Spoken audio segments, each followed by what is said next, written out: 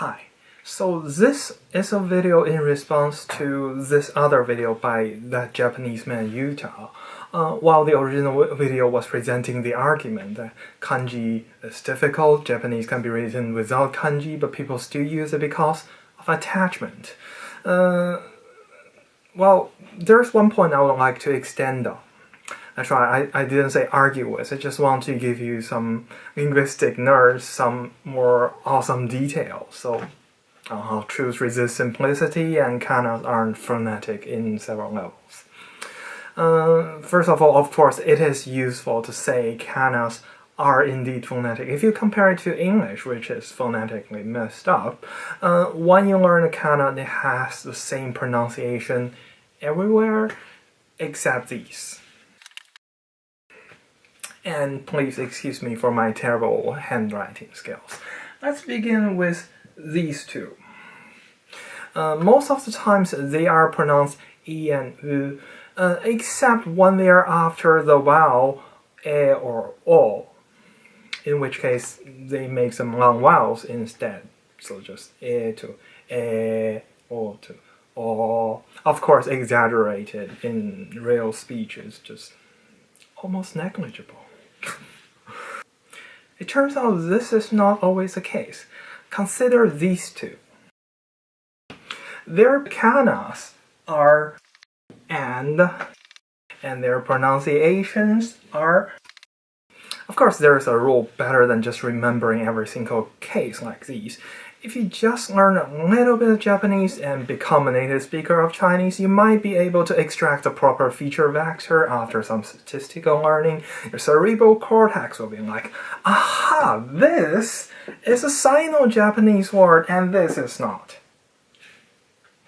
You then learn the correct correlation, which is Sino-Japanese, always long vowels, native Japanese, sometimes not. Now let's talk about my favorite. These two. Unlike the last ones, the rules here are very clear. When denoting a subject in a sentence, ha is pronounced wa. When denoting a destination, he is pronounced e.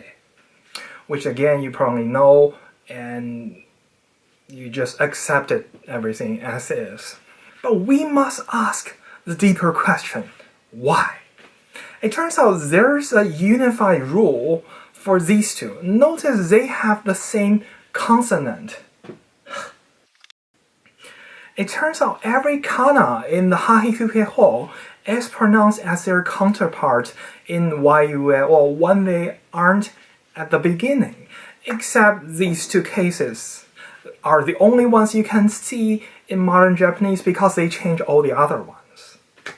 So here's what we know. We know they used to be pronounced fa-fi-fu-fe-fo, which totally makes sense considering their voice counterparts are like b and p, both bilabial.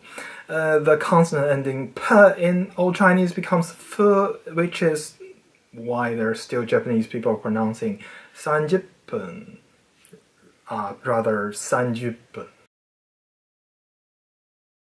And then they became pronounced as wa-wi-fu-be-wo, which is a thing. And also why the reason negation of omo-wu is omo-wa-na-i. And then they changed to ha-hi-fu-he-wo. One and only one, they are not at the beginning. And I hope you can appreciate the beauty of it. So I learned that rule, and I was like, okay, I can fix everything now. Everything makes sense. And then I saw this, and its kanas are.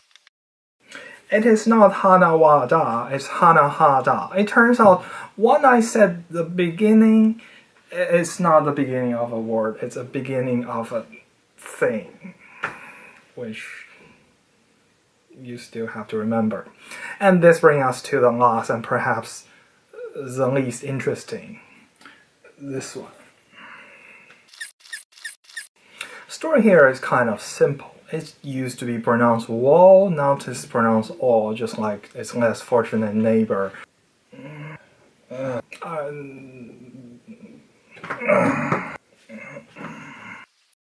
Yes, I finally did it!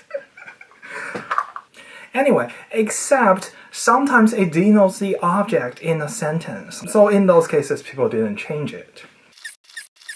And additionally, since we love passant distribution so much and love to pronounce the word passant, passant, passant, there's a bunch of little cases at the end as well. This is pronounced you, hence why people write そういうこと 新聞 난파, which you probably won't even notice or be noticed if you pronounce it wrong.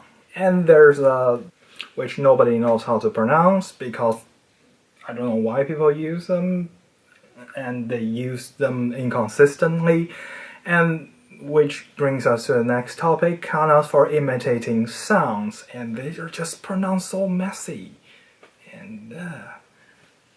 And this is pronounced ha ha ha ha ha, which you just have to remember. But in principle, if you learn all the kanas, you can pronounce everything in Japanese that's written properly with enough accuracy that most speech you produce would make some sense, and I hope that's comforting. In the next part, we'll talk about kanjis, their sound, and the dark art of how they are created. Hope I'll see you there. The FTPA.